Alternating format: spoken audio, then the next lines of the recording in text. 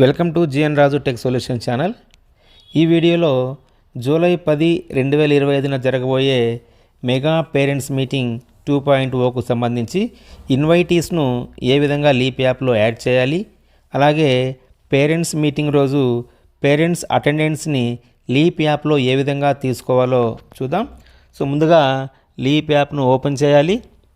Leap యాప్ని open చేసినటువంటి వెంటనే మనకి ఈ విధంగా పేజ్ ఓపెన్ అవుతుంది. సో ఇక్కడ మనము డిపార్ట్మెంట్ని సెలెక్ట్ చేసుకోవాలి. తర్వాత ఇక్కడ మన యొక్క పాఠశాల డైస్ కోడ్ని యూజర్ నేమ్గా ఎంటర్ చేసి, అలాగే మన పాఠశాల యొక్క పాస్వర్డ్ని ఇక్కడ ఎంటర్ చేయాలి.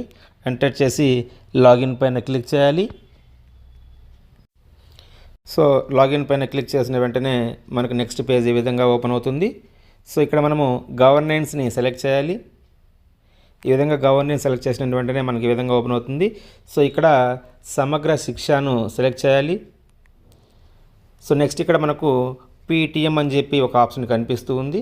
సో ఈ పీటీఎంని సెలెక్ట్ చేసుకోవాలి. ఇలా సెలెక్ట్ చేసినటువంటి వెంటనే ఇన్వైటీస్ని యాడ్ చేయడానికి కోసం, అంటే పేరెంట్స్ డే మీటింగ్ కోసం మనం ఎవరినైతే ఆహ్వానిస్తున్నామో అధికారుల్ని కానీ లేకపోతే ప్రజాప్రతినిధుల్ని కానీ వారి యొక్క డేటాను యాడ్ చేయడం కోసం పీటీఎం ఇన్వైటీస్ అని చెప్పి ఆ ఐకాన్ని సెలెక్ట్ చేయాలి.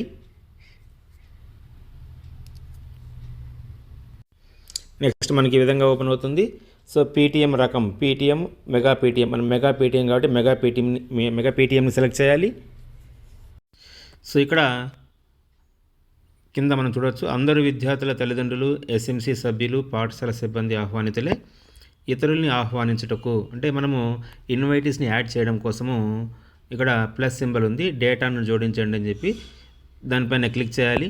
ఇలా క్లిక్ చేసినప్పుడు ఆ ఇన్వైట్ యొక్క పేరుని ఇక్కడ మనం టైప్ చేయవలసి ఉంటుంది. సో అలాగే వారి యొక్క క్యాడర్ ఎవరు, వాళ్ళు దాతల, పూర్వ విద్యార్థుల, అధికారుల, ప్రజాప్రతినిధుల, లేకపోతే ఇతరుల అని చెప్పి మనము సెలెక్ట్ చేయవలసి ఉంటుంది. సో ఆ తర్వాత హోదా, వారి యొక్క హోదాను ఇక్కడ మనం టైప్ చేయవలసి ఉంటుంది.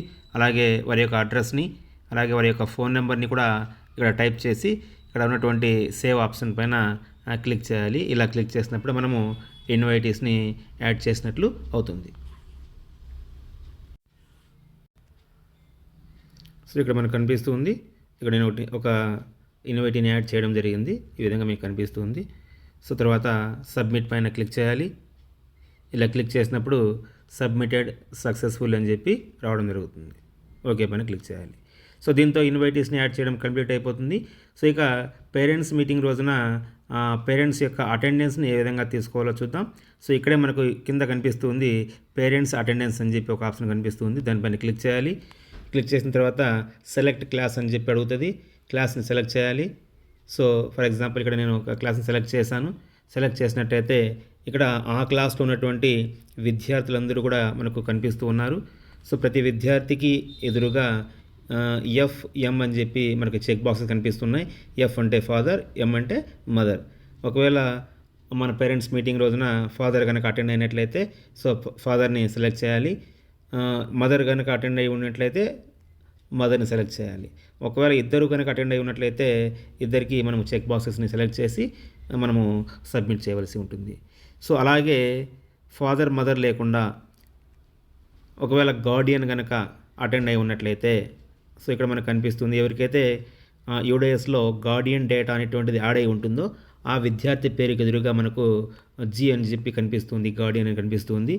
సో కాబట్టి ఇక్కడ యూడైఎస్లో అందరి విద్యార్థులకు గార్డియన్స్ని కూడా యాడ్ చేయడం కోసము ఒక ఆప్షన్ ఇవ్వడం జరిగింది.